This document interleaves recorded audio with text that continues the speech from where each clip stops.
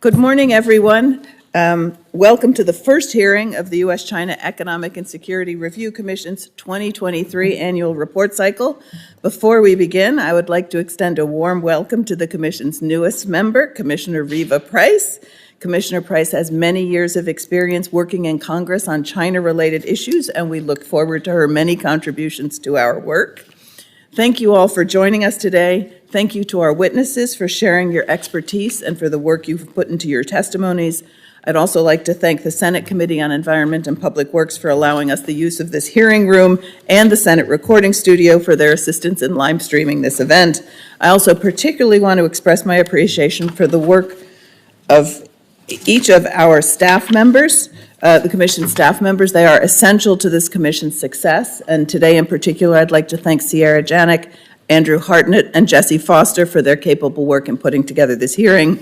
Today's hearing will examine the range of foreign engagements undertaken by China's military and internal security forces, as well as elements of China's military-industrial complex and the implications of those activities for the United States. The Chinese Communist Party, under General Secretary Xi Jinping, is pursuing a goal of developing the People's Liberation Army into a world-class military by the middle of the 21st century, which is not that far away. Achieving this goal is a critical component of the CCP's efforts to establish a Sino-centric world order. In this new world order, other countries would acquiesce to China's priorities and preferences, an arrangement General Secretary Xi refers to euphemistically as a community of common human destiny. The foreign activities of the PLA and other Chinese security forces contribute to these goals in several ways. By conducting regular bilateral and multilateral dialogues with other countries' security forces, the PLA is building relationships and expanding its presence on the global stage. By participating in exercises and training with other militaries, the PLA practices power projection skills and cultivates an image of China as a responsible contributor to global security. Maintaining robust defense ties with Russia, China has sought to learn from its past combat experience and also continues to pursue joint development of advanced military technology, such as heavy-lift helicopters. The advanced economies of Europe have played a role in supporting the PLA's development by licensing Chinese production of defense articles that China's state-owned defense corporations have subsequently indigenized for the PLA's own use and for export. China is also a major player in the international arms market, ranking among the top 5 global arms suppliers since at least 2010. Although its total sales remain significantly below those of the United States or Russia, China has established itself as a leading global provider of certain weapons such as unmanned aerial vehicles. It is also a major supplier to certain countries on its periphery, such as Pakistan and Bangladesh. As in so many other areas of foreign engagement, when it comes to foreign military sales, Chinese companies have no qualms about selling weapons to countries or parties that the U.S. and other countries will not, including the military dictatorship in Burma or in active conflict zones in Sudan and South Sudan. As the U.S. and its allies navigate the strategic competition with China, it is imperative that we understand both the drivers of China's foreign military activities and their implications for the international security order. China's military relationship with Russia deserves particular scrutiny in the continued fallout from Russian President Vladimir Putin's war against Ukraine. Finally, as Beijing continues to promote the still vague idea of a global security initiative led by China, a thorough examination of China's military diplomacy will provide valuable insight into what the world should expect in years to come. We look forward to exploring these topics in details in the hearing today and to discussing actionable policy recommendations for the U.S. Congress. I will now turn the floor over to my colleague and co-chair for this hearing, Commissioner Randy Shriver. Thank you. Good morning. I join Commissioner Bartholomew, Chair Bartholomew, in welcoming our witnesses and to those watching online. The arm wing of the Chinese Communist Party, the People's Liberation Army, will be instrumental in determining whether or not General Xi Jinping's aspirations for great national rejuvenation are met. The goals behind General Secretary Xi's direction for the PLA to become a world-class military by 2049 are not limited to symbolism or a simple desire to acquire the trappings of global power status. In fact, for the CCP to succeed and meet its own ambitions, the PLA must become a much more capable military. General Secretary Xi needs a PLA capable of protecting PRC sovereignty, to include securing effective control over a number of expansive and illegal sovereignty claims. He needs a PLA that can successfully operationalize a Taiwan contingency for the purpose of forced unification. He needs a PLA that can look after broader regional and even global interests, particularly where protection of sea lines of communication are concerned. And he needs a PLA that can be successful in augmenting PRC diplomatic and economic efforts to create a regional order where countries are more deferential to its preferences and interests.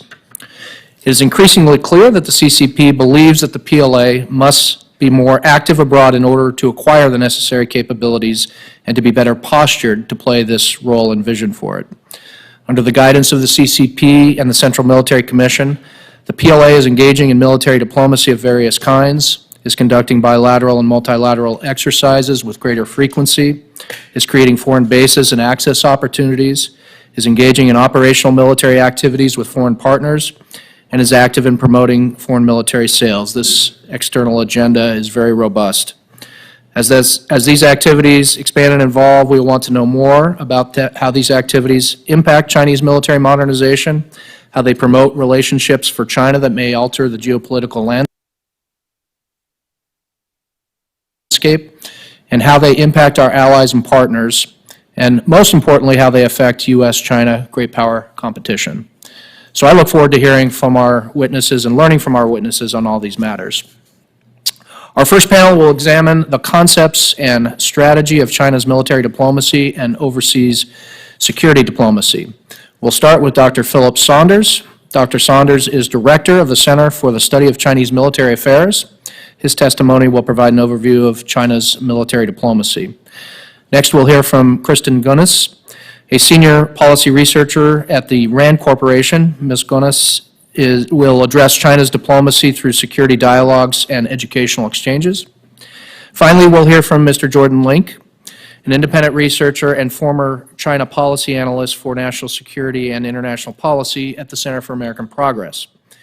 He will discuss the Chinese Ministry of Public Security's engagement with other countries' internal security forces. Thank you all very much for your testimony. The Commission is looking forward to your remarks, and I ask our witnesses to please keep their remarks to 7 minutes. Dr. Saunders, we begin with you.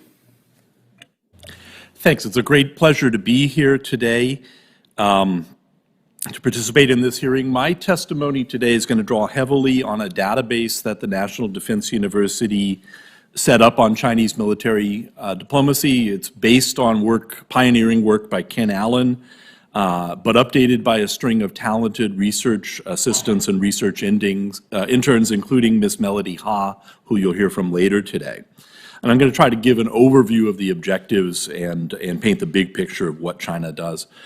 The PLA defines military diplomacy as external relations pertaining to military and related affairs between countries and groups of countries, including things like military personnel exchanges, negotiations, arms control negotiations, military aid, military intelligence cooperation, military technology cooperation, peacekeeping, military alliance activities, etc.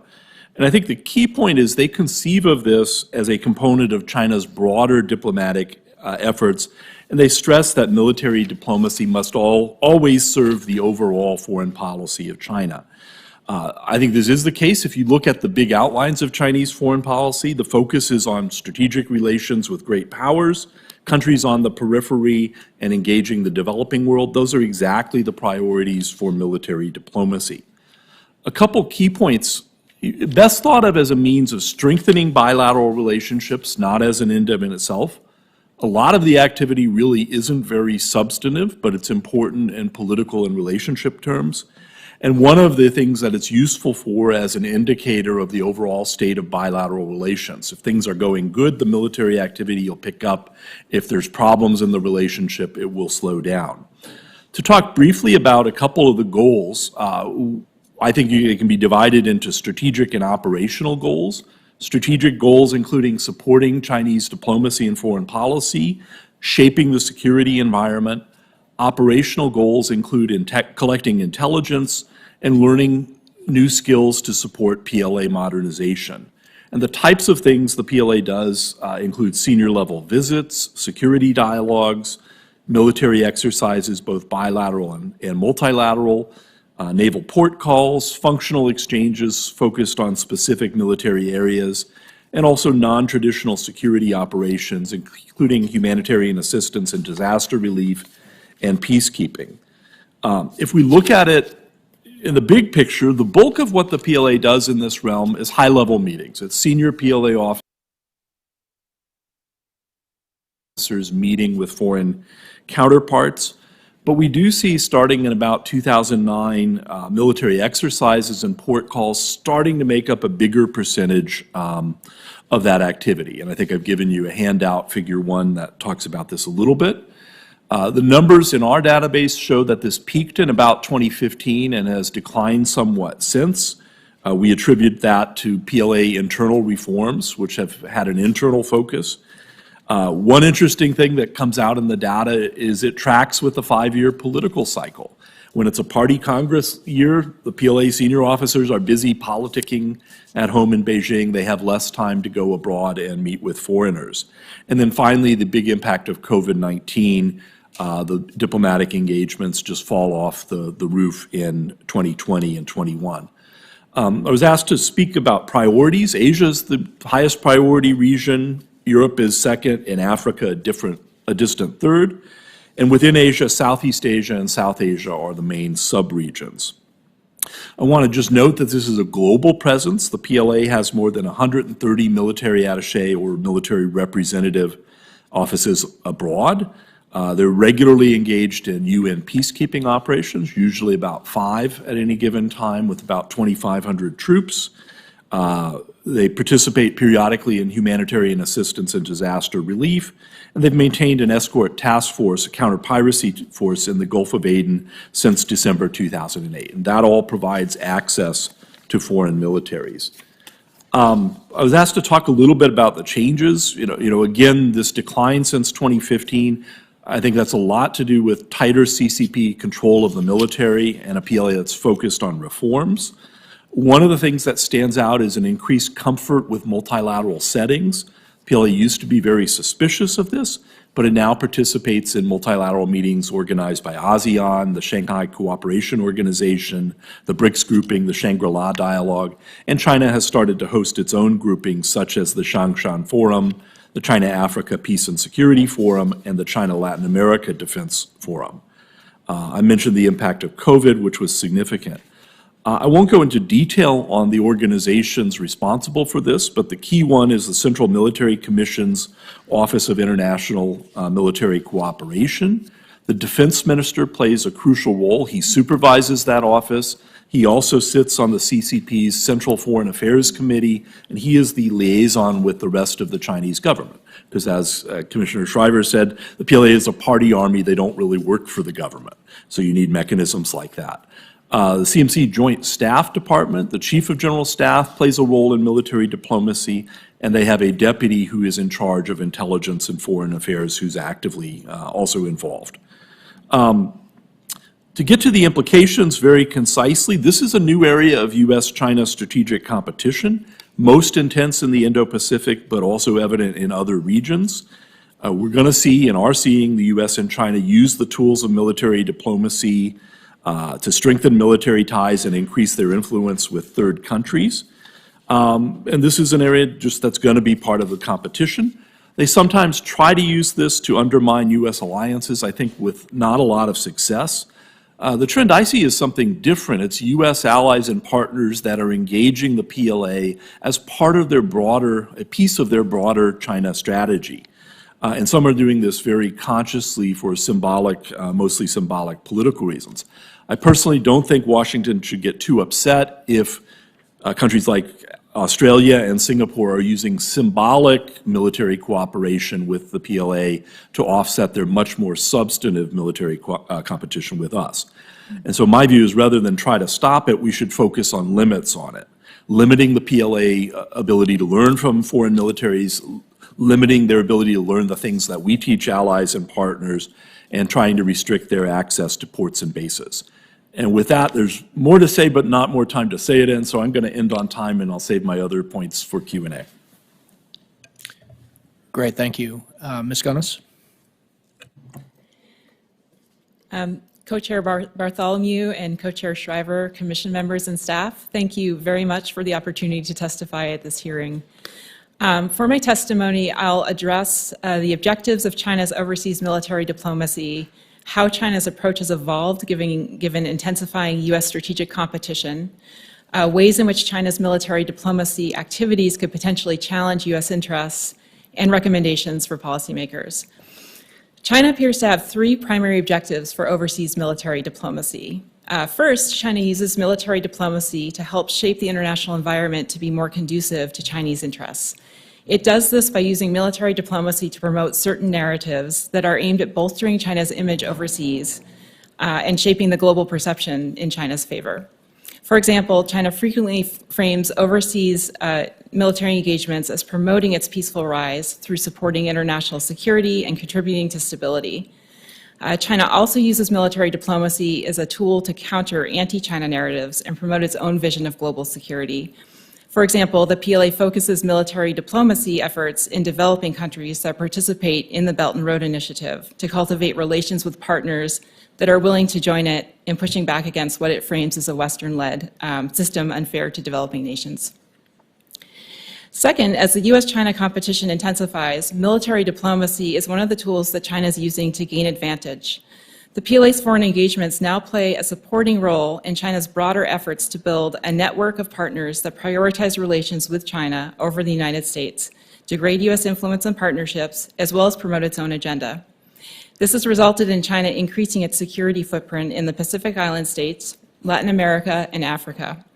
Military diplomacy also serves to help China increase its military access near vital economic and strategic interests. Examples include peacekeeping operations in unstable but energy-rich countries in Africa and security partnership building with countries in Central and South Asia. These activities, if successful, could potentially extend the range and geographic reach of China's military capabilities in the future, as well as institutionalize and normalize Chinese military access overseas. A third objective is that military diplomacy supports the PLA's development of expeditionary capabilities, an ability to conduct overseas missions through expanding security partnerships and opportunities to build operational experience by deploying abroad. The PLA's counter-piracy missions are an example of the military using non-traditional security operations to develop a specific capability, in this case, sea lines of communication or SLOC protection, and facilitate ties with countries in Africa and the Middle East, eventually leading to the establishment of China's naval base in Djibouti. Military diplomacy could also potentially aid China in gaining access to military or dual-use technology, including through military exchanges and collaboration with European militaries and research institutes, for example, and the PLA's overseas military engagements have facilitated countries like Pakistan in gaining access to technologies to improve their military capabilities. The PLA has confronted several challenges in using military diplomacy to support its foreign policy goals, however, including limited access and improved overseas relations and access, small deployments in developing countries that are difficult to expand without significant additional investment, lack of PLA readiness to take on increased security missions in unstable countries, and the political nature of China's military engagements that provide limited benefits for foreign militaries. And finally, that the PLA's military diplomacy is really beholden to China's overall approach to its foreign policy, which is not always conducive to expanding military relations abroad.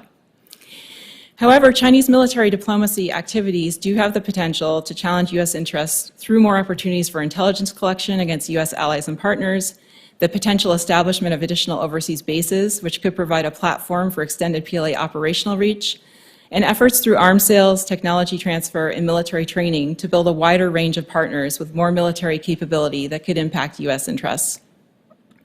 Given China's approach to overseas military diplomacy and the potential challenges to U.S. interests, U.S. policymakers might consider the following. First, capitalize on the United States' robust alliance and partnership network to limit China's access. China is still building a network of security partners focused on gaining access to economically vital and strategic locations. The United States should capitalize on its extensive network of allies and partners to advance security cooperation with key countries to limit their willingness to allow China to access ports and other infrastructure. This could include more security cooperation with states in the Pacific Islands, South Asia, and the Indian Ocean region. Second, work with U.S. allies and partners to mitigate intelligence risks from Chinese military diplomacy activities. The United States could assist allies and partners in mitigating intelligence collection risks by leading efforts to bolster counterintelligence and information security capabilities, as well as support allies and partners in gaining a comprehensive picture of Chinese military activities in their region.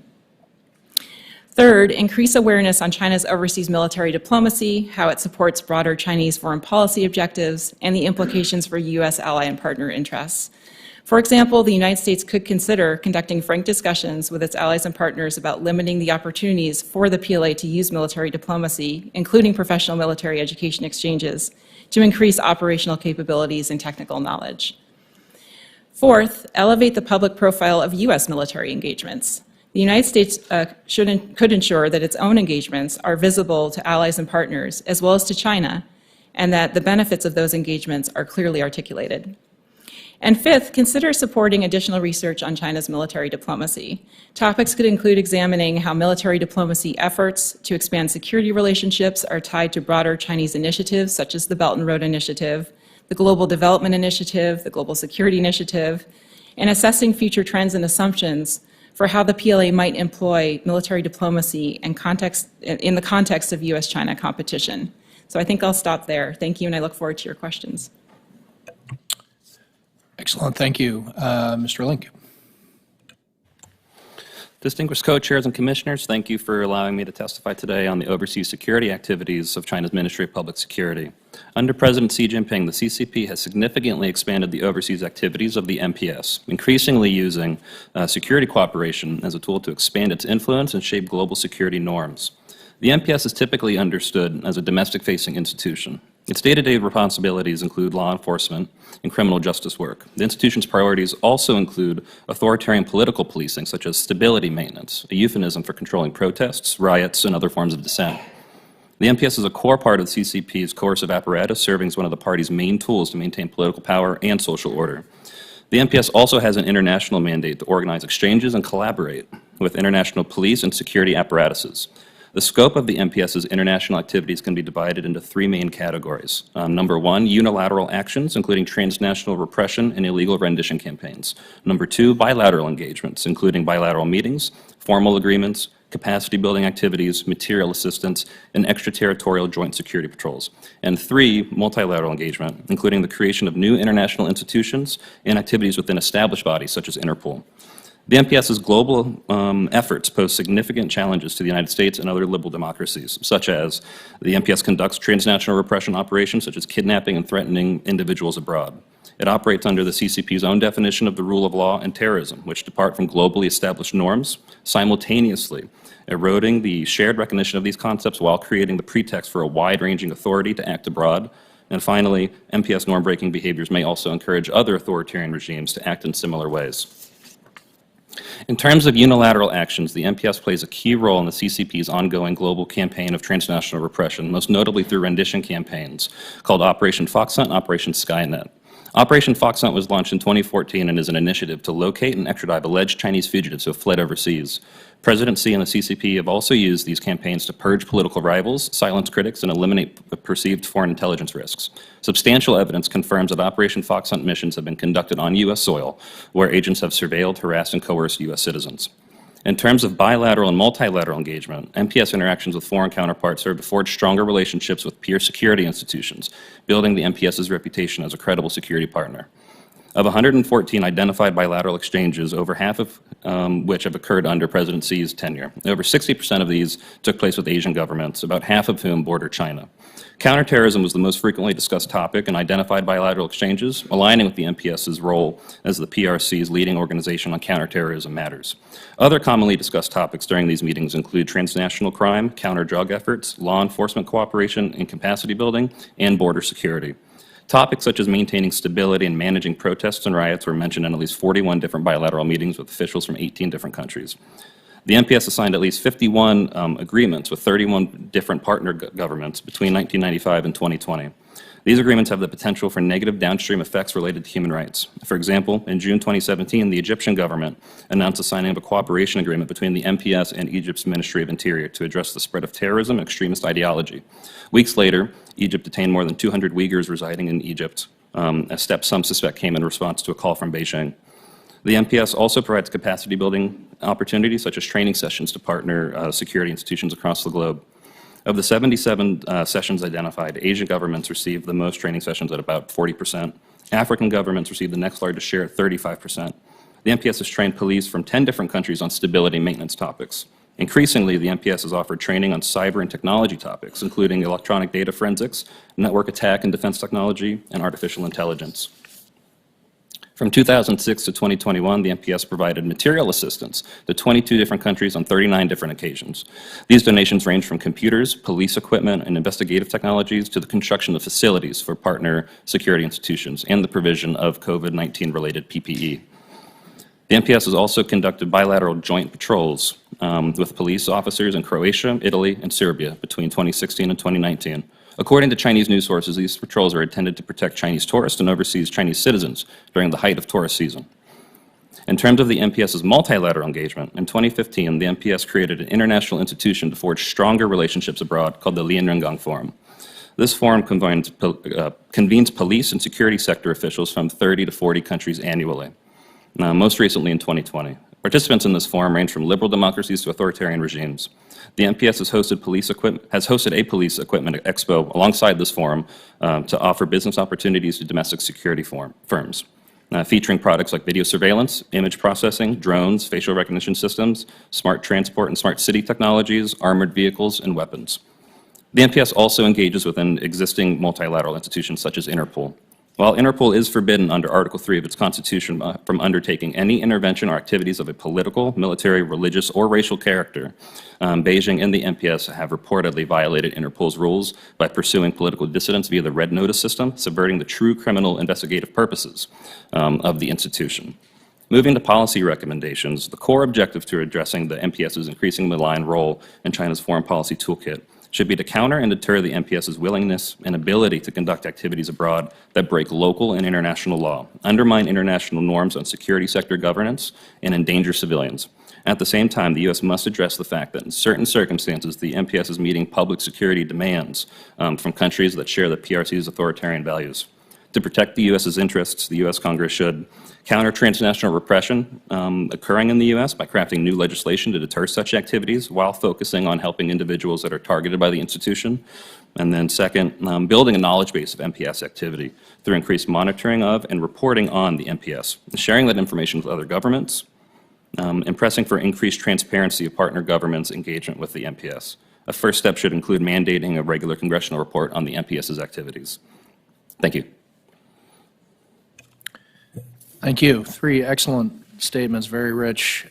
For fellow commissioners, we are going to go in reverse alphabetical order. And the chair and co-chair will reserve our questions to the end. We're going to make this really complicated. But we'll start, in that case, with Vice Chairman Wong. Thank you.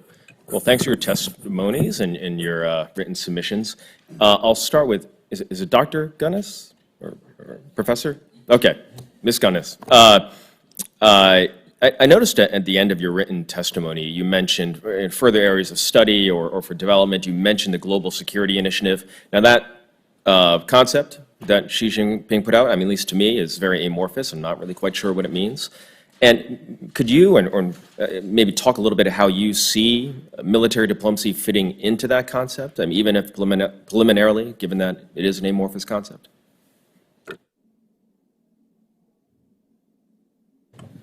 Sure. Thanks for your question. So I think the Global Security Initiative, notwithstanding, I think the main point is that China is increasingly using the military as a tool to support its broader security and foreign policy goals. And part of that is because the PLA actually has the capabilities to be able to do that now, whereas they didn't in the past.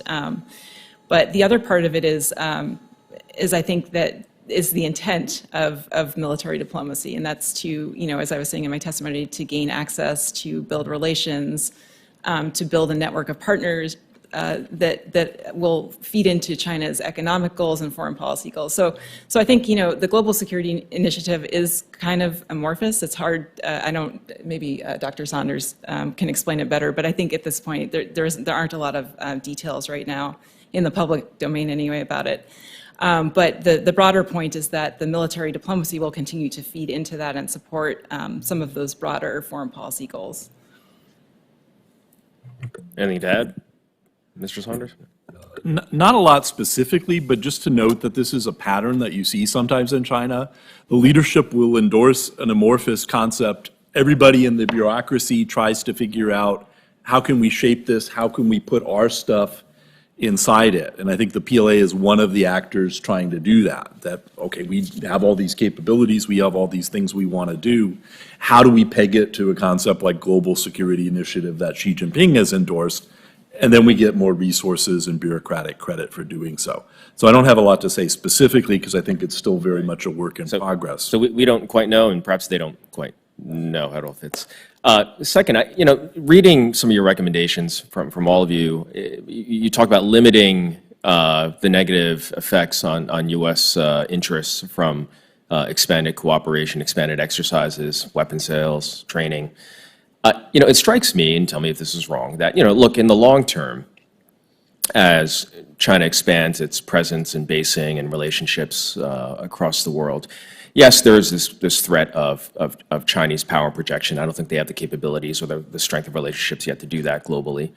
But in the short term, it sounds like from your recommendations, the main concern for the U.S. is that it will complicate our alliance relationships, either in compromising or from an intelligence perspective, our training methods, our doctrines, our technology, or perhaps the fact that the Chinese have even a small foothold in some of these partner nations, that will then make them more reluctant to give us the access, the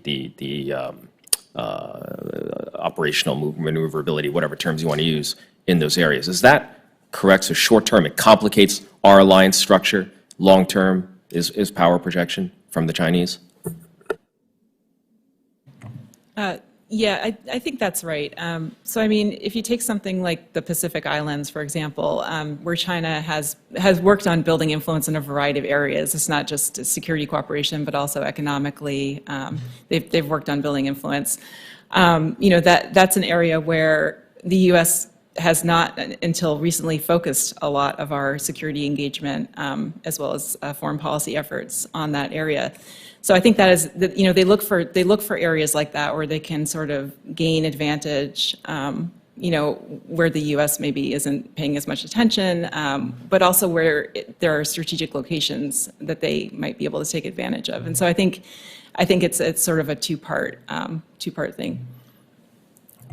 I would say with U.S. allies and partners, we typically have a very good security relationship, a very robust one, and if they compare what they are getting from China and what they're getting from us, what the dialogue with China is, what the dialogue with us, it's entirely different. It's much more substantive in the relations with the U.S.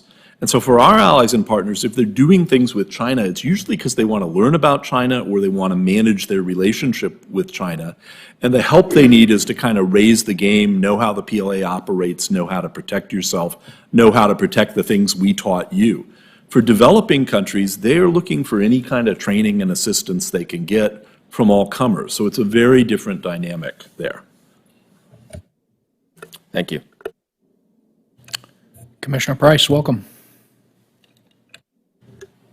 Thank you, and thank you all for participating today. And your testimony has been very, very helpful.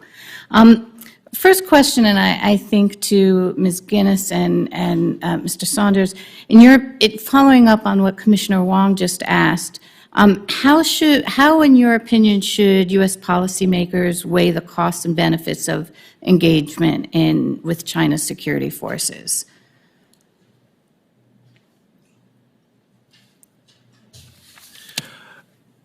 One part of it is to do no harm. So we want to be careful what we do, what we talk to them about, what we show them.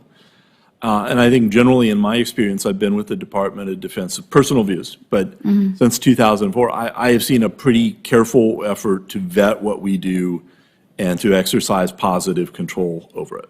So that's one piece. But second is to think, what's the positive agenda? I mean, we are in a competitive relationship with China.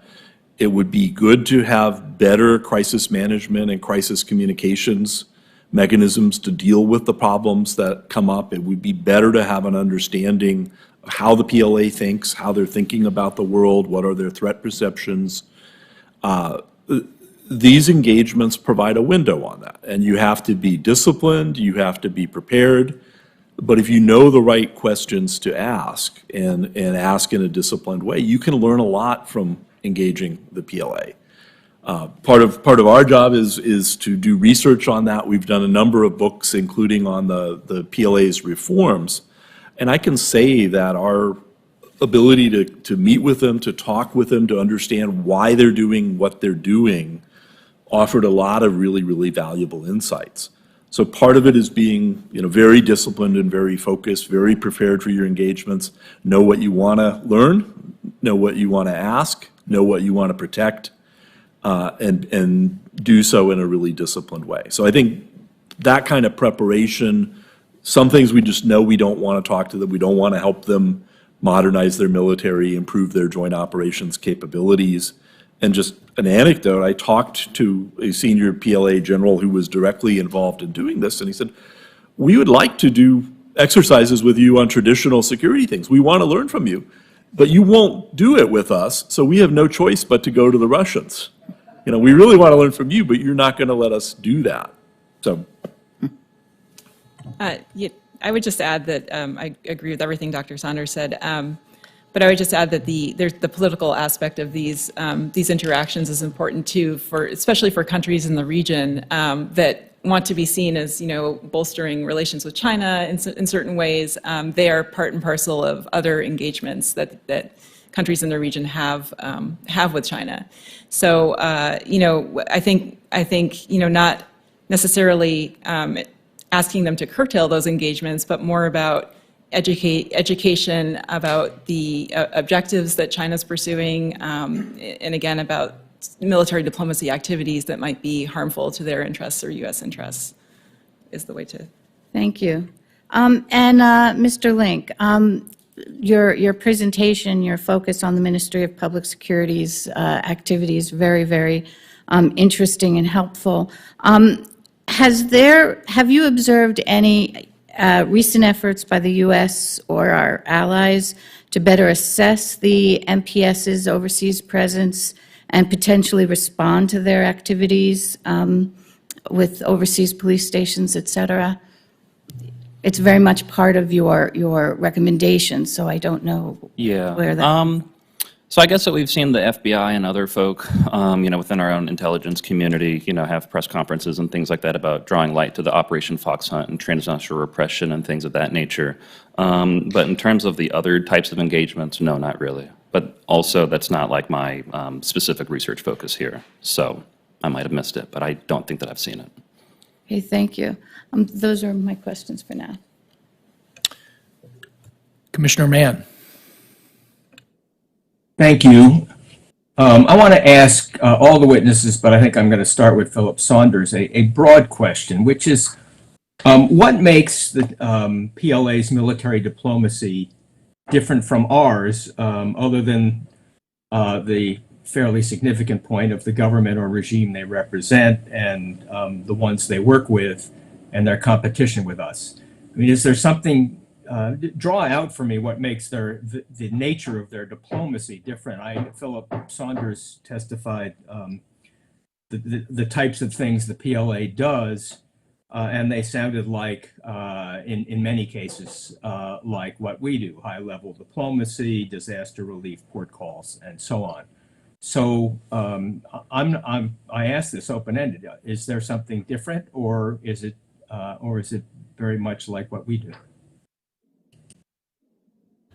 Well, so I guess two things. One, partly they're watching what we do and modeled somewhat on what we do. So a lot of the lines of effort are parallel formally, but I think there's a lot of difference in the content. So you have a high-level meeting with a U.S. military officer. You're going to get a pretty frank assessment. You're going to get a statement of U.S. policy. It is the start of a relationship, and we'll try to follow up on build that. That's part of how U.S. senior military officers get to be senior military officers, is by building and maintaining those relationships. If you have a similar meeting with a PLA senior officer, they're going to stick to their talking points. They're not going to be able to follow up offline out of official channels. It's probably a one and done. You're probably not going to engage with them more for their duration. They can only make one trip overseas a year. They're going to give you the party line and the talking points, and they're not going to move from that. Those may well be lies or transparently exaggerated falsehoods. And you come out of the meeting not having built any trust or built a relationship. You've learned what the Chinese talking points are, and at least in my experience with some of these meetings, you come away with a more negative impression than you start with. So that's part that they're under political controls which really inhibit what they do. I think similarly with a lot of training and education, and I'll speak to military education because that's the area I know best. When the PLA brings foreign students in, they have a separate campus. They have a separate program. They will sometimes have Chinese PLA officers there participating in the class. But essentially, it's a stage-managed set of education done specifically for foreigners. When the U.S. brings foreign students into our military education schools, they're essentially getting the same kind of training that the U.S. students are getting. They're in the same classes with them, learning the same curriculum. They come away with a much deeper understanding of the subject and relationships with both their U.S. counterparts and their other foreign counterparts that in many cases last for decades. So it's a very different qualitative experience. So I think a lot of these things are similar in form, but if you look at the content in dialogues and high-level meetings and in educational sessions, they're very much different.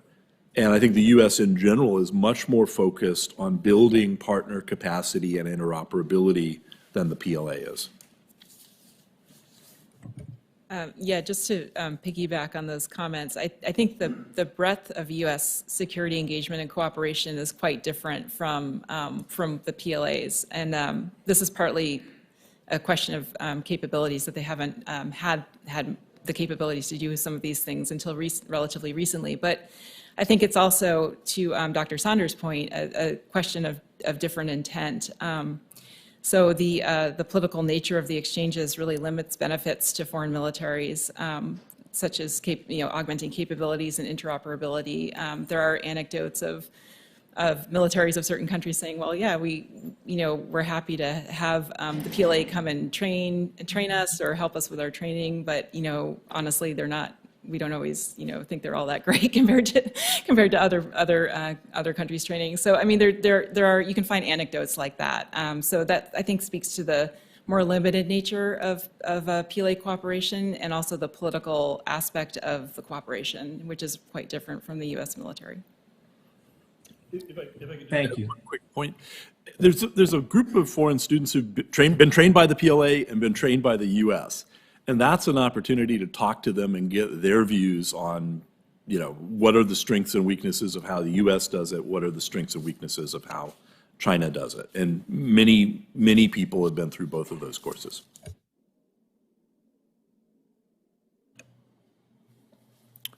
Okay, thank you. Jim, if you got one question in, if you'd like a second round, I think we'll have time. Good, okay. Commissioner Goodwin? Thank you, Mr. Chair, and my appreciation to the witnesses for your time today. Dr. Saunders and Ms. Gunness, you both reference some of the military diplomatic activity that the PLA engages in the form of counter-piracy operations in the Gulf of Aden, and how that obviously is designed to help gain critical expertise in protecting sea lines of communication, but also designed to help protect energy security. My question is, have we seen any trends or an uptick in this sort of engagement and outreach since Russia's invasion of Ukraine, geared specifically towards protecting energy security? That's a great question. I think the answer is I haven't really seen that. The bigger impact has been COVID.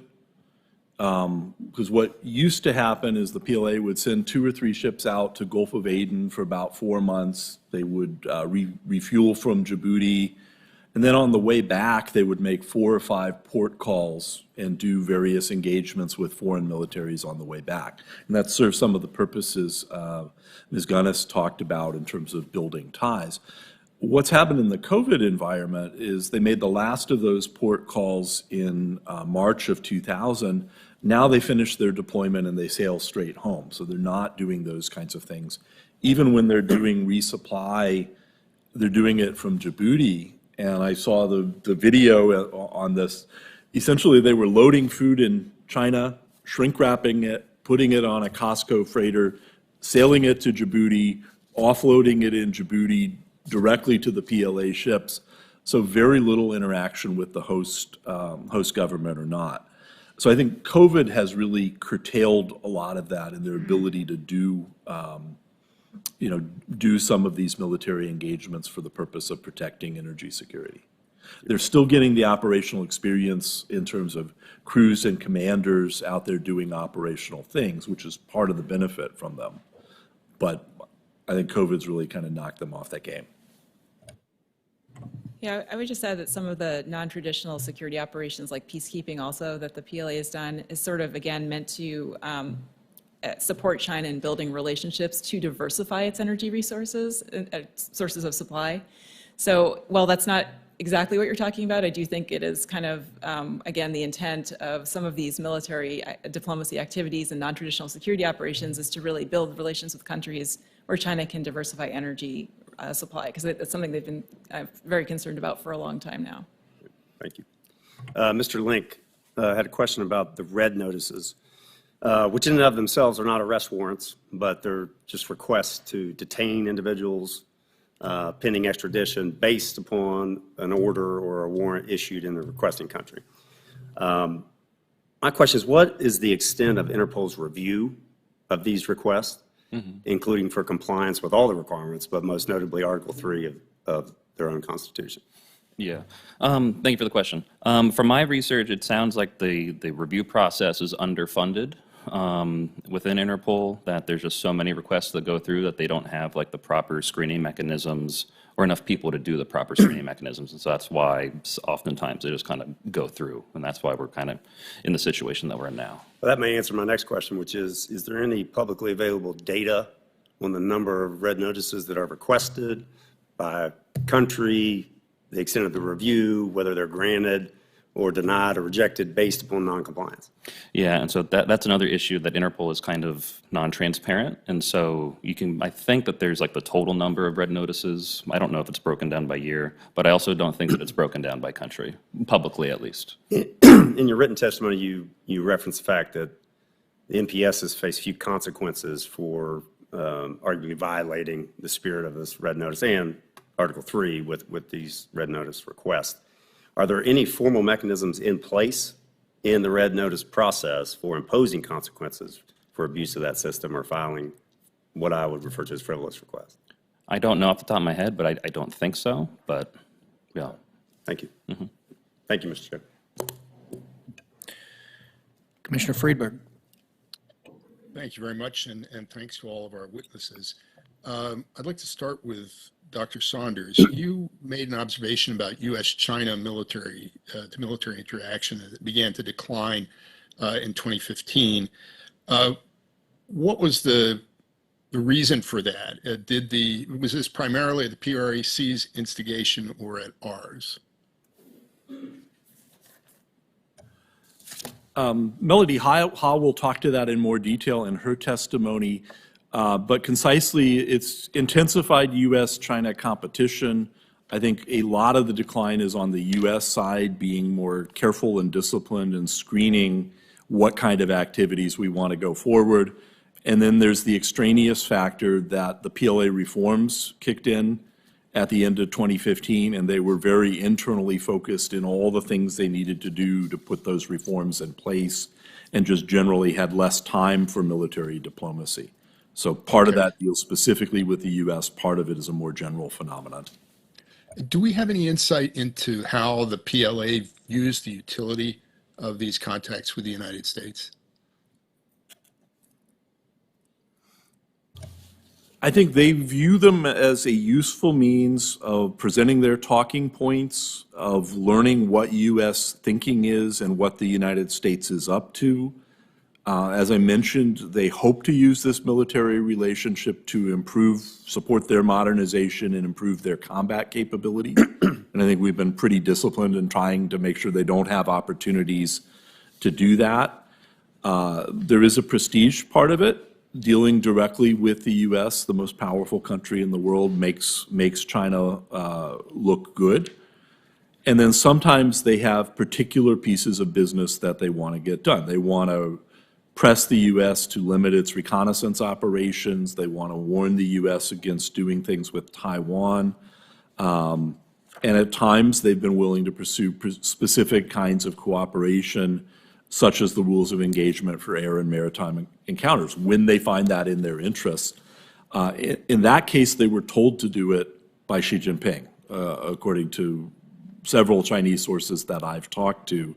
The directive came down from the top, and partly to use mill-to-mill as a means of managing the relationship with the United States, and specifically to use the confidence-building measures, the rules of engagement, to try to improve relations with the U.S.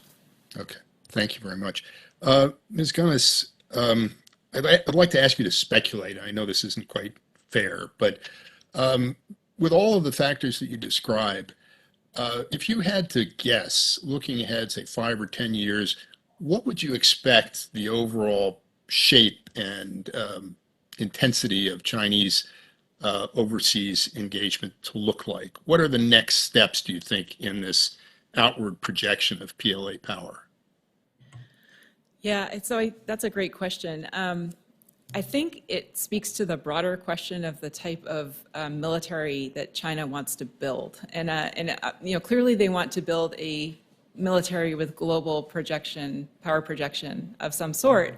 But I think how large that will be and what type of military that will be is still an open-ended question. And part of that is because in order to build the kind of military that the United States has, for example, if that's what they would choose to do, they would need a much bigger network of allies and partners. They would need a lot of investment.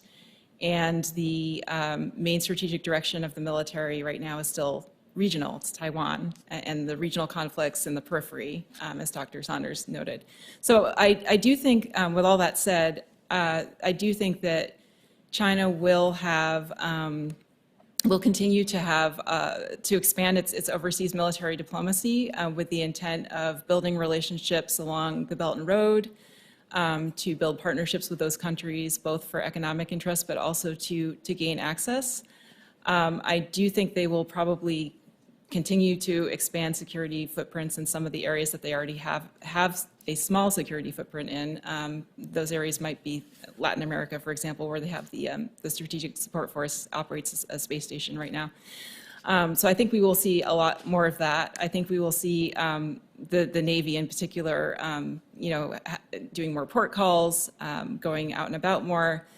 But that said, I do want to also emphasize that the deployments overseas right now for the PLA are pretty limited and small. And so to actually grow those would require, again, a lot more investment than they are currently doing. Thank you. Commissioner Cleveland? Thank you. Thank you to the witnesses. I was glad to hear all of you say that the meetings themselves, these mill-to-mill meetings, may not be all that productive, because my experience of them is they are long lectures, and you leave wondering how that's improving relations. So I thought I might be the only one, but it sounds like you concur. So I think of these questions for Ms. Gunness and Mr. Saunders, but I'm happy to hear from anybody. I'm particularly interested in the PLO's relationship with Russia and Iran. Then I think, Ms. Gunness, you talked about exercises, maybe Mr. Saunders, this was you, that the South Koreans have set up military hotlines with air and naval capabilities with the Northern Command, and that the deputy commander of South Korea is present in Russian PRC exercises. And then, Ms. Gunness, you talk about PLA joint exercises with Russia and Iran. My first order question is, what are we learning about what's gained in these joint exercises, given your comments that, you know, South Korea is an ally? What are we taking away from their participation in these exercises? Let me give a preliminary answer, because this is an area we're researching right now. So to speak to the Iran piece, the PLA has been very careful in its relations with Iran. For a long time, they did in its relations with Iran. For a long time, they didn't do much military activity and they didn't exercise. The difference was the nuclear deal, and that, in their view, legitimized Iran as a legitimate partner to do things with, and from that point, economic and military engagement picked up. So that's the first point with Iran. The exercises don't seem that substantive. The exercises with Russia are much more substantive. And definitely it's a PLA goal to learn from the Russians, learn how they do things. It's also a goal to build interoperability between the two militaries. We're doing a research project right now that is coming up with metrics to look at each of those exercises. What's the military significance? What's the political signaling value? And to look for trends over time. And I think the preliminary thing we see is that there's an uptick in 2014, 2015, where it accelerates in terms of the sophistication, the scale of the exercises, the type of things they're doing with the Russians. A new thing over the last 3 years are various kinds of joint patrols, joint naval patrols, joint air patrols with bombers. So that's a new element that has just happened. Don't necessarily think there's all that much interoperability being built through those things, but the point is to signal a strategic willingness of the two countries and the two militaries to cooperate. And then the last point, so we're doing more work on that. At some future point, I hope to have more details on that. Then the final question you asked was about the ROC hotlines. This started out in the wake of a near miss when there was an incident when I believe a ROC airliner was almost shot down. And the ROC understandably was very upset about this. They wanted to have ways to talk to the PLA. Initially, it was with the Air Force and Navy headquarters. After the reform, that has moved to be the Northern Theater Command, Navy component headquarters, and the Air Force headquarters. But it is unclear to me how well those are used, how effective they are. We've pitched a project to our Korean counterparts to examine that issue, and there's a little reluctance to go there, unfortunately. But I think that's an interesting area, and in the broader recommendation that Kristen had and that I had as well, I think there's value in engaging our allies and partners about these kinds of things, and that's the kind of thing we can talk about. How's your hotline working? Do they pick up when you call? You know, what's the best practice here? And are you doing things that are working more effectively than us, or vice versa? You know, how do we best coordinate our approaches?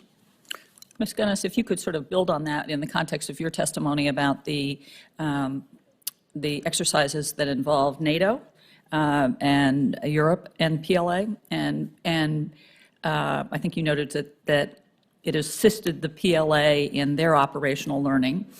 I'm curious what we learned. I'd like elaboration on what they learned, but what do you think we learned? Yeah, so I mean, this was back when the PLA started its counter-piracy operations, so they actually did learn quite a bit from operating with the foreign navies at that time. I don't think that would necessarily be the case nowadays because they're just more practiced at it. In terms of what we learned, I mean, I think we did learn a bit in terms of how they do or do not do command and control. That was where I was That going. would be that's one of the major points that we learned, is that, for at least when the counter-piracy operations first started, the commanders of these ships had to call back to Beijing to make any decision. That has since they're working on reforming that, but that kind of hierarchy with command and control and the, fostering the ability of commanders in the field to be able to make their own independent decisions is something that the PLA has written about extensively as being an issue and a challenge. And it's part of what the reform efforts have been aimed at fixing. Okay. I think my time is up. Great, thanks. Commissioner Borkoff. Well, first, let me say thank you very much. I'm very, very happy to learn today the depth that you are going to follow this military diplomacy question. And the message that I got from all of this is clear that, like everything else in their country, there's a very vertical management scheme. So I'm curious, I just want to reiterate, I think, what you said, and then I think I have a question for Dr. Saunders and probably also for you, Mr. Link, and please jump in, Ms. Gunness. If I understand it correctly, the Office of the Central Military Commission has the Office of International Military Coordination directly under it, and then they report through the defense minister to Xi Jinping. So the fellow who was the ambassador from China, Xinzong, I hope I said that correctly, known as a wolf warrior, spent a lot of time bashing us last year and the year before, also spent a tremendous amount of time in our country visiting with governors and mayors and localities and business leaders, becoming friends. And in a great sense, I'm learning that was a form of military diplomacy. And he's now been appointed the Foreign Affairs Minister. And in Dr. Saunders, in your testimony, you mentioned that there's a seat on the Foreign Affairs Commission derived from the Defense Minister, which goes straight down the line. So I'm curious, first, do you see his appointment, which was only a few weeks ago, changing anything or enhancing anything that they're already doing? And then secondly, Mr. Link, I'm curious about the MSP, I apologize for that.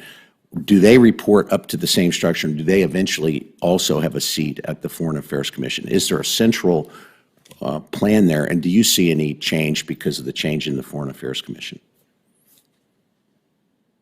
Ministry. I'll be concise because I don't have a good answer for you. But what I would say is what matters is the party organ, the Central Foreign Affairs Commission.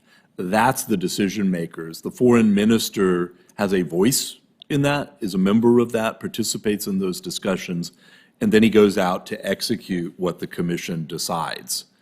So I think that's, it's an important position, but it's not the party position that is the one that makes the decisions and issues the guidance. Good to know. I honestly don't know the answer to that question. It's a great question. I think that it reports more up through like the central legal apparatus rather than foreign affairs. So you don't know of any specific coordination between the two different arms of this military diplomacy? No. Eventually, obviously, it all focuses on one man, but that's good to know that that they haven't coordinated. Go ahead, Ms. Gunness. I was just going to say, I actually looked at this I just did a search of PLA writings to see if there was anything that specifically talked about the PLA coordinating with the Ministry of Foreign Affairs, and did not find much of anything. So I don't know. That's just an anecdote. But Best news today. Thank you. I'll just flag, the area that we don't know that much about, which is the National Security Commission, which is a new organ set up in 2014. It is supposed to play some kind of an information sharing, policy coordination role. We know it has civilians, we know it has foreign ministry people, we know it has military people, it likely, almost certainly has public security people on it. But it is a little bit of a black box trying to understand how much is it a policy-making organ, how much of it is a policy coordination organ, how much of it is an information-sharing organ. It seems to be at least partly a control mechanism. My colleague Joel Wuthnow looked into this and found that this is a structure that's replicated not just at the center, but down at the provinces and lower levels, with at least part of the goal of keeping everybody on the same page and following Xi Jinping's guidance on security. But that's an area where this kind of coordination might be taking place. But we don't know enough about what exactly it does. There's very little reporting on its activities. Thank you very much. Madam Chair Bartholomew. Thanks very much, and thank you to all of our witnesses. Again, it's our kickoff hearing, so this is a great way to frame a lot of the issues that we'll be thinking of moving forward. I'm going to start, Mr. Link. It's really, really difficult to hear about these exercises of the activities of the MPS without being outraged. And I want to just also really acknowledge the work of the NGOs, particularly Safeguard Defenders, for their recent expose, really, of what has been happening with these police stations. I just find myself wondering, in country after country, did the powers of the be not know what was going on? Did they see what was going on and ignore it? I mean, it's pretty alarming for people to hear that there are Chinese police stations functioning in cities across the United States, for example, and what they are doing in terms of outreach against dissidents or things like that. Do you think there was a willful blindness, or people just didn't see it? Thank you for the question. So this is purely speculation on my part. Part of it could be a language barrier. A lot of the signs were, posted in Chinese, and, most people in America don't speak Chinese, so they wouldn't understand that it says, Chinese police station. So there's that. I also think that the jury's still a little bit out on, what the true purpose of these stations are. There are reports that I think it was, in a suburb of Paris that, someone, was operating from one of these stations and, harassed someone to return to China. Then there's also been work that kind of says that it's more of an administrative type deal to renew driver's license and things like that. I think that we just need more evidence still. And so, we recently saw the FBI raid in New York City looking through that. So I guess we're just going to have to wait until we can have the details from that investigation. All right, thanks. Yeah. Following up on Commissioner Cleveland's question sort of about China, Russia, Iran, I also want to expand it to these exercises, China, Russia, South Africa exercises that are taking place. I mean, we know about this no limits partnership between China and Russia. I'm just wondering if in terms of the concept of military diplomacy, if there's coordination beyond the exercises in terms of where they might be focusing, what it is they're trying to achieve. Is there any evidence that there's any broader coordination? I am not at all minimizing the consequences and the significance of the exercises, but is there ongoing relationship building that is part of all of this military diplomacy, China, Russia, and everywhere else? Well, I think it's a little bit of what I was saying in my testimony, that there's this broader objective of China cultivating relations with countries that it perceives may be willing to push back on the Western-led system. And so, in terms of the naval exercises in particular, I think to talk to Dr. Saunders' earlier point, a lot of that is political signaling. But the fact that China and Russia are doing naval exercises in the Indo-Pacific in various areas is a significant signal in terms of the signal about the partnership. So I do think there's sort of these broader objectives that China has in having these types of exercises. But maybe Dr. Saunders can talk more specifically. Your microphone, yeah. There's a broader relationship that includes things like military technology cooperation, which is both arms sales and technology development. The Russians are helping China as it starts to think about a missile warning system and how to integrate that into their nuclear forces and their nuclear situational awareness. The exercises, do now include combined arms. They include different layers of joint command and control. So there's a lot that's happening in those spaces. But a lot of it is political signaling. The message that they're trying to get across is that China and Russia can work together and can work together to thwart specific U.S. interests. And that's something the U.S. has to consider and be constrained by that. And that's sort of the challenge here is there's still a lot of tensions, there's still a lot of suspicion. So sort of parsing how much of the military cooperation is real and what's its significance, how much of it is signaling and exaggerated, and we should, have an accurate understanding of what it really means. That's some of the work we're doing now to try to dig into those things in more detail and get a better understanding of both the military significance and the political value of it. Can I follow up on that? Because unless we really look at sort of Russia's wholesale destruction of infrastructure and in Ukraine, I at least can't say that they've had a lot of military success per se. And I just keep wondering, is the PLA comfortable? I mean, with we keep talking about, well, they're learning this or they're cooperating on that, but, sort of lessons learned or even the technology.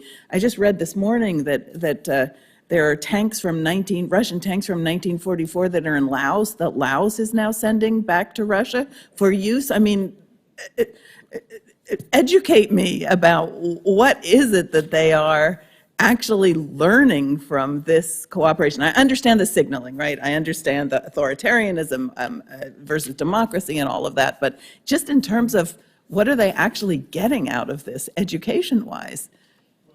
Speak to that, and I'll plug my colleague Joel Wuthnow, we recently published an article by him that goes into some detail.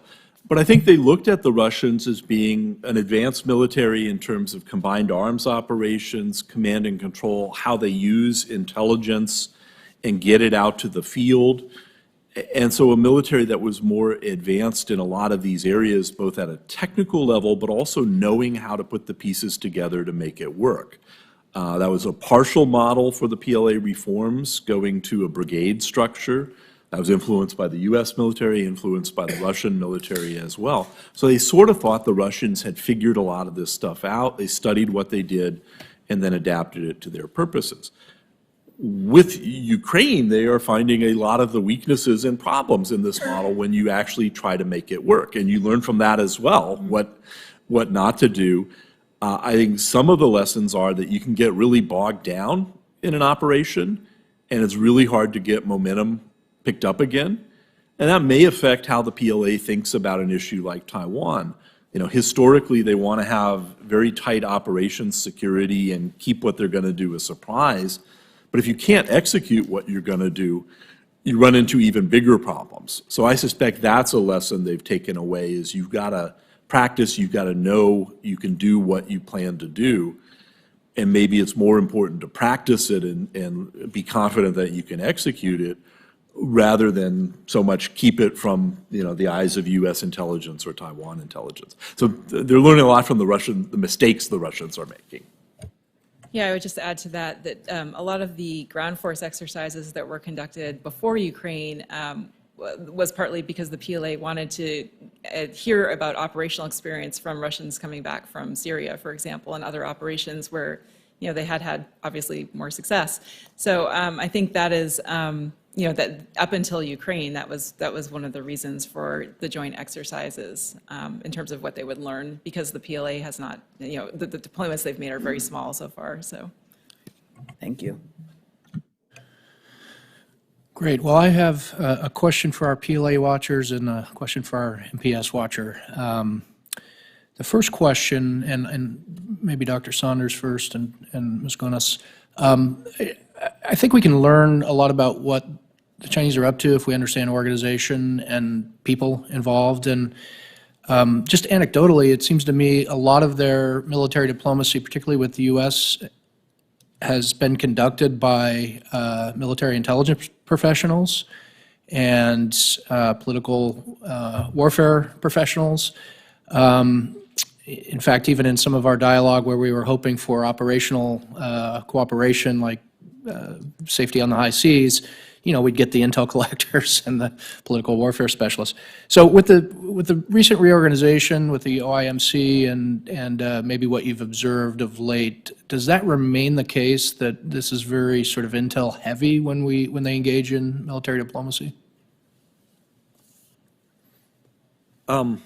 It's a little hard to say because I haven't been to China in 3 years, and so my contact with them has been limited. Before, it was explicitly the purview of military intelligence and the military intelligence apparatus when OIMC's predecessor reported directly to the Joint Staff Department.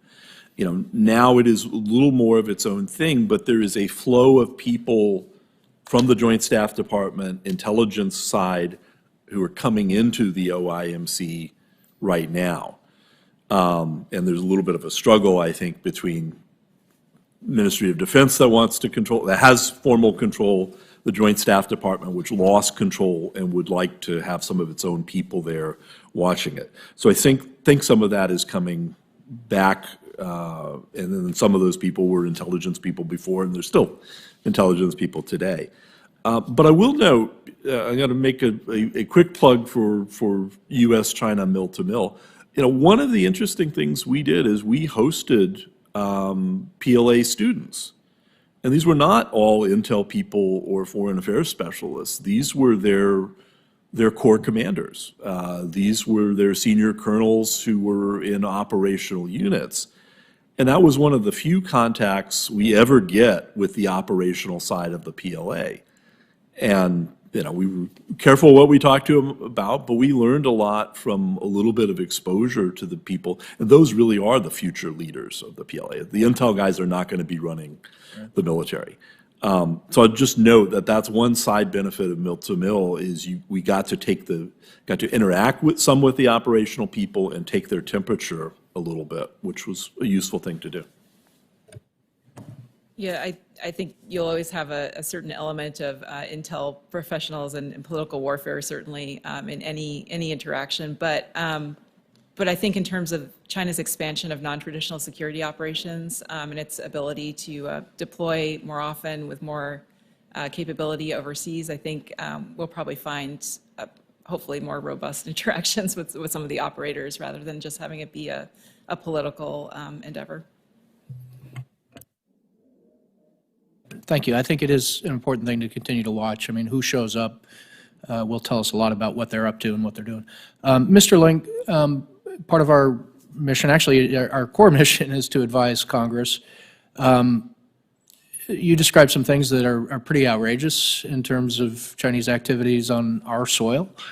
I don't have the legal background to say what the tools are to deal with that, but it would seem to me, it would be entirely appropriate to sanction the organization, sanction individual. I don't even know, but what I would like is your assessment. Are there appropriate tools for dealing with this this emerging problem? And if not, what kind of authorities should the administration be seeking from the Congress? Thank you. No, that's a great question. There's a lot more detail on that in my report, but just off the top of my head, we need to assess all the different gaps that are, within our legal system that, the MPS is able to abuse. Currently, like transnational repression as like a term, as like a vocab word, is not really, outlawed anywhere in our, legal system. So there's that. When people bring these cases, or when our legal system brings these cases to court and things of that nature, we're relying on very outdated laws that haven't accounted for the advent of the internet and internet stalking and things of that nature. So just kind of getting all of the different parts of the U.S. government that have to deal with this issue, whether it's the FBI or DOJ or DHS and all that. Someone needs to lead kind of a working group to assess what are all of the different issues that we have when we are bringing these cases to court. And then from there, how do we better shape or better write legislation that's very specific, that makes it much more easier for these cases to be brought to court. Thank you. We do have time for a second round. No. And for those on screen, I see Aaron's hand up. I have a question. And Jim can certainly go. Okay. Well, let's go with this order then, which would be Jim, Aaron, and Robin. If there's time. Commissioner Mann. Thanks. I have a question for Jordan Link. Help me out with the history and background of the MPS's overseas role. When I lived and covered China many decades ago, there was a simple rule of thumb that the MSS operated overseas and the MPS was the public security, what was the domestic public security agency. So when did the MPS start operating overseas? And, you know, when is this something of the last few years, or has this been going on without us knowing it for a long time? Thank you for the question. I would say generally the trend has, the MPS activity has increased significantly under President Xi Jinping. We could probably pinpoint 2017 as the most consequential year. There was, you know, during that year, President Xi Jinping gave a keynote speech at the General Assembly of Interpol where he referred to like the global security governance system, which is how all these different security institutions globally interact with each other.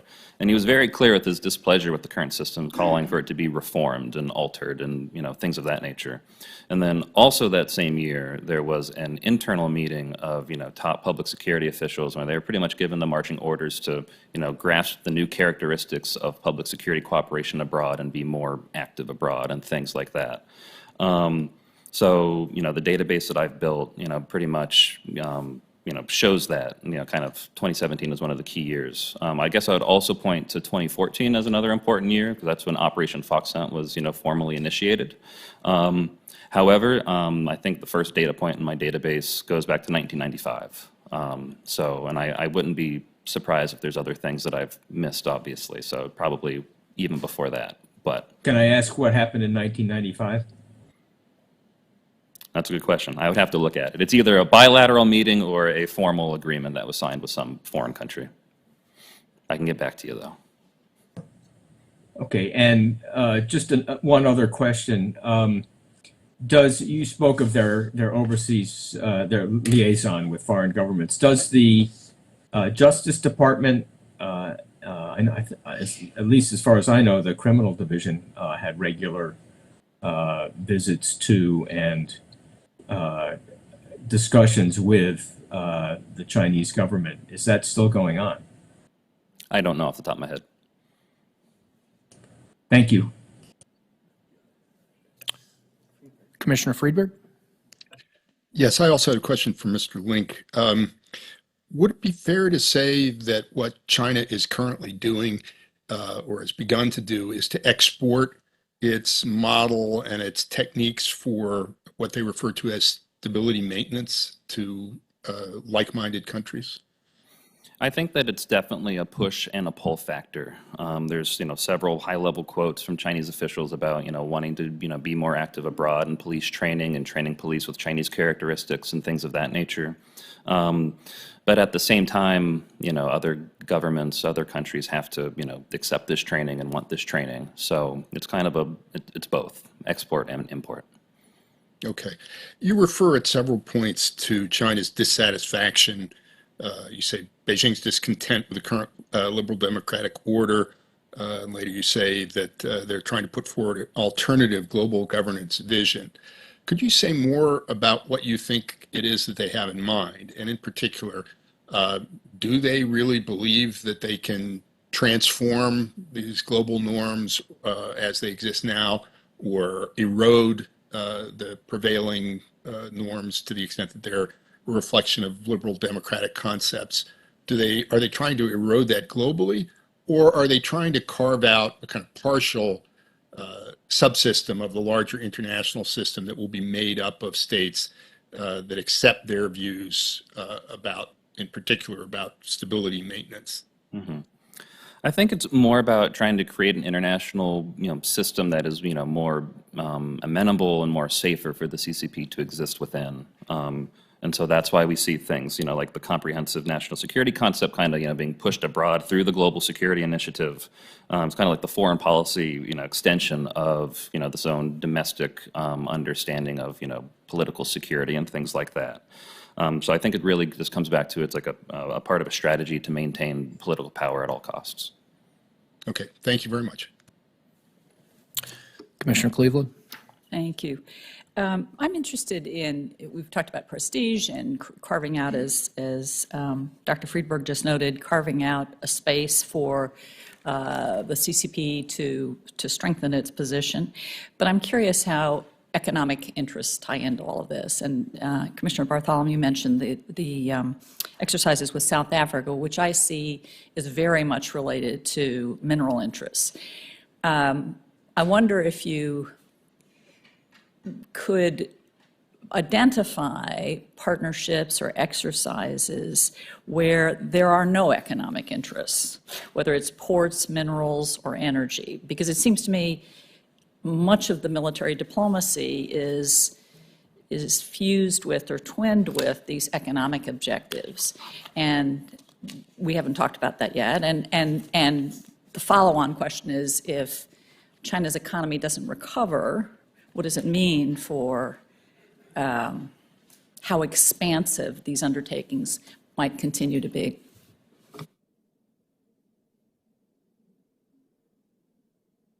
Phil, because you sort of wobbled, I'm going to go to you first. Never show weakness. No, we've tried to do some of this work, and we're doing some more of it to look at whether partnerships or economic interests kind of the influence they have over military diplomacy or high-level visits. And it's been something of a struggle to find quantitative correlations between that. You think if a country has oil or has resources, that Chinese leaders would be more likely to go there, or they'd be more likely to do military exercises. But it's hard to find those patterns when we do quantitative data to dig into it. I think there's a broader sense of strategic significance, which does encompass economic interests, which does encompass strategic location along China's sea lines of communications, and some of that is kind of baked in. But there's sort of a countervailing bureaucratic tendency. So let's say you're the Europe officer for the Office of International Military Cooperation. I've got all these Eurasian countries, and maybe I'm going to focus my attentions on the ones that are more powerful, more important, more strategic, but I want to do something with everybody.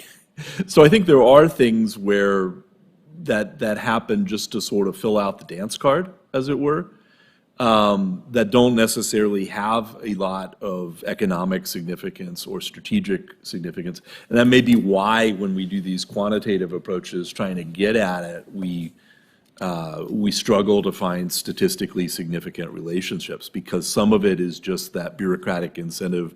I got to do something with everybody in my portfolio, and the significance sort of washes out.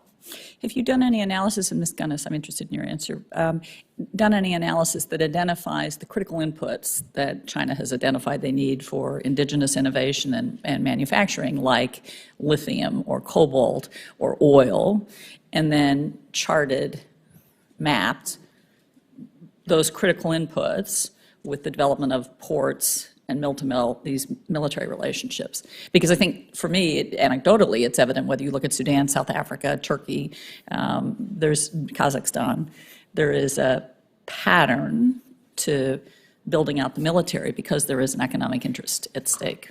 Afghanistan, for example, recently.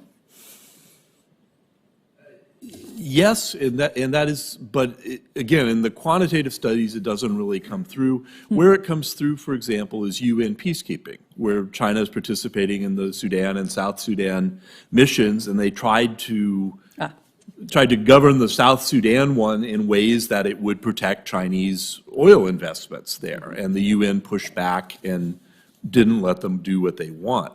So I think you're right. Eventually, they push back. Yes, yes. So I think you're right that these are drivers. But my point is just when you try to they're not that tractable to statistical analysis when we try to do that. In the strict context of mill-to-mill, so that's what I mean. Yes. Yeah, Ms. Gunness? Mr. Link? Yeah, I would just add to that, I mean, most of what I've looked at has been China's approach to military relations with countries in the Belt and Road, which obviously the economic interests precede that, right? But I will say there are different reasons why they have security presence in different countries. You mentioned Afghanistan, but Tajikistan is another one where I don't think there's a ton of economic interest, but there is a lot of interest in stability, maintaining stability in Central Asia and also building relations with those countries. And so, I think one of the reasons it is hard to quantify these types of engagements in that way is that they sort of nest within each other. And so, anyway, it's this difficult question. Yes, sort of a variation on what Commissioner Cleveland just asked. When we had our hearing on China in Latin America, people really emphasized this whole of government approach that the CCP uses. And so I find myself wondering, that they'll tap into something when they want to close a deal. Are there examples where part of what they're doing is saying, okay, we'll give you military training or we'll do some sort of military engagement, and that's what's being used to accomplish something else? Might be economic, but they can tap into all of these different resources.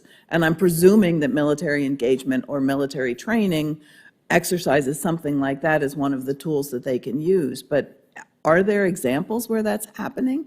I guess, Phil, it's the same problem, right? Which is, how do you quantify something like that?